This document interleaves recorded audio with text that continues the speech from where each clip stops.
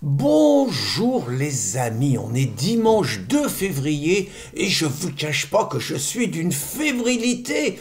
Il va falloir attendre 22 heures ce soir pour savoir si mon copain Louis Boyard, comme je l'espère, va être élu maire de Villeneuve-Saint-Georges. Alors moi, franchement, je le souhaite de tout cœur, d'abord parce que Loulou, il a l'âge d'être mon petit-fils, et puis je suis sensible, moi, à son parcours. Il a eu une enfance malheureuse, Loulou.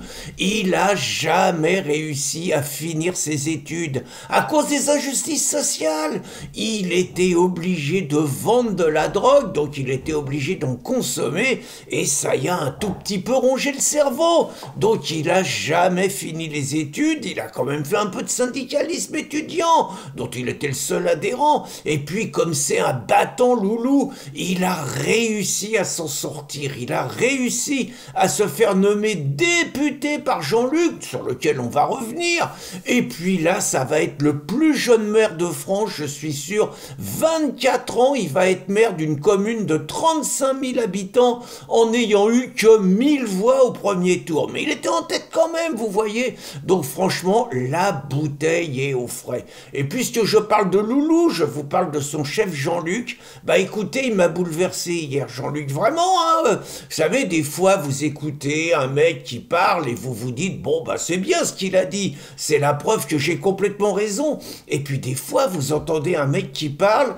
et le mec, il vous ouvre les yeux et vous dites, oh là là là là, putain, j'ai fait des conneries. Et Jean-Luc, c'est exactement ce qui s'est passé. Hier, je l'ai écouté, alors religieusement, hein, il était à l'université de Toulouse. Alors c'est bien pour Jean-Luc, hein, parce que toutes les universités, il a les portes grandes ouvertes, le tapis rouge déroulé, c'est open bar pour lui et pour les insoumis. Par contre, les socialos, c'est déjà plus difficile.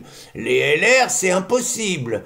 La femme de Jospin, là, la philosophe qui est contre les trans et tout, impossible, interdit de séjour. Alors je vous dis pas Bardella, Marine ou des mecs à Zemmour, alors interdit. Non, non, bah c'est normal, le fascisme il peut pas passer. Donc lui, Jean-Luc, il a pas de problème. Puis il a des jeunes autour de lui. Les jeunes, ils boivent ses paroles, ils écoutent le chef, ils écoutent le gourou, ils écoutent l'homme qui va leur donner la bonne direction pour mener les masses vers la victoire finale. Et donc là, Jean-Luc, il a fait un discours extraordinaire sur la Nouvelle-France.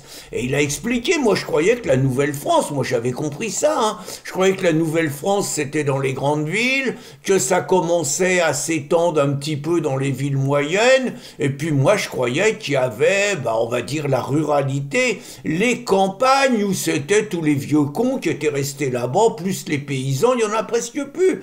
Jean-Luc, il m'a ouvert les yeux. Vraiment, hein, Jean-Luc, il a tenu un discours.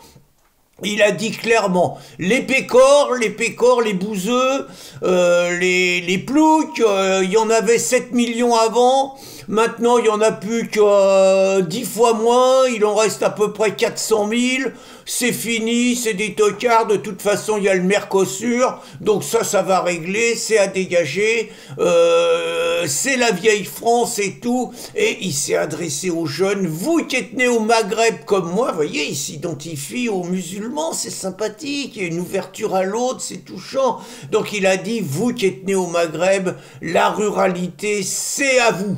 Et je me suis dit, mais il a raison. Et donc, je me suis dit, Jean-Luc, il nous a déjà ouvert les yeux. Il nous avait déjà dit dans une vidéo mémorable qu'il pouvait pas vivre au milieu des blonds aux yeux bleus et que quand il vivait au Maroc, il était heureux. Il y avait rien que des bacheliers, rien que des médecins, rien que des avocats, rien que des gens intelligents qui parlaient plusieurs langues, qui avaient plusieurs cultures. Tout le monde y s'aimait, tout le monde y s'embrassait sur la bouche, même les juifs et les arabes. Et puis il a dit que quand il est arrivé en Normandie, ça a été le traumatisme de sa vie, avec des paysans Et il a dit que c'était des paysans alcooliques et attardés. Bah oui, au Maroc, il disait que les gens, ils buvaient pas. Peut-être le ramadan, je sais pas. Hein.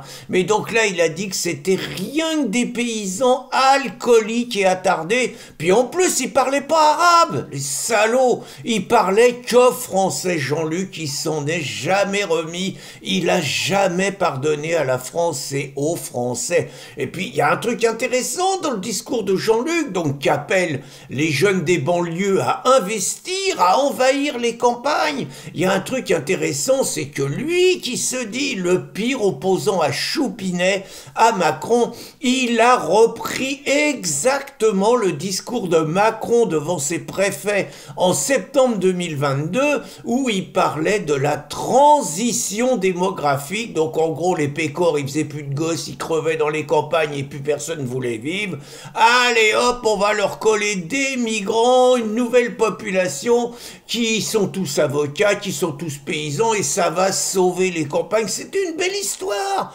Très franchement, c'était une belle histoire. Et moi, avec mon égoïsme, avec mon côté franchouillard, avec mon refus de l'islam, avec mon refus de l'ouverture à l'autre, avec mon discours haineux, bah figurez-vous que j'ai organisé la bataille de Calac avec des amis, j'ai chauffé les gens, j'ai lancé des slogans hostiles au projet Horizon, c'était quand même 70 familles en plein centre de Calac.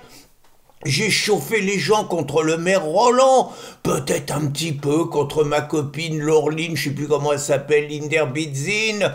Bon, on s'est battu, on a fait signer des pétitions, on a dit aux gens qu'ils avaient le droit de garder leur culture, on a dit aux gens qu'ils avaient le droit de garder leur identité, qu'ils devaient se battre pour leur mode de vie, pour leurs enfants, qu'il n'y aurait pas d'intégration, qu'ils seraient submergés, qu'il y aurait moins de sécurité, qu'ils pourraient plus sortir librement le soir, et ça, on l'a dit à Saint-Brévin, d'autres que moi l'ont dit à Besnac, l'ont dit à Belabre, l'ont dit partout. Bref, on a tenu un discours de repli, on se faisait insulter, mais c'était normal, par les vaillants militants d'extrême gauche qui nous traitaient de fachos, de racistes et tout, puis qui nous attaquaient, qui brûlaient des voitures, qui attaquaient les gendarmes et tout.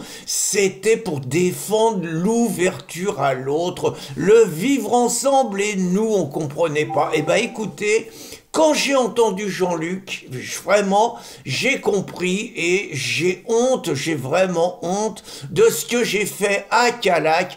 À cause de moi, Calac, il bénéficie pas à cause de moi et d'autres, hein, il bénéficie pas du vivre ensemble. Il y aurait eu 200, 300 Africains en plein milieu, et ça aurait été comme dans toutes les grandes villes, à Lyon, à Toulouse, à Strasbourg, à Paris, partout, c'est par ailleurs des mecs de gauche, à Nantes, à Rennes, à Brest, ça aurait été l'harmonie, tout y se serait bien passé, les Français ils auraient été heureux. Puis finalement, je me rends compte que j'ai défendu une vieille France rance, une vieille France décadente, une vieille France qui va mourir, et que je voulais pas, quelque part, me tourner vers l'avenir et me tourner vers cette nouvelle France que Jean-Luc Mélenchon nous promet, avec naturellement lui à sa tête. Donc c'est promis, je vais aller à la messe immédiatement, je vais me confesser et je vais demander pardon à l'ensemble des gens que j'ai pu blesser.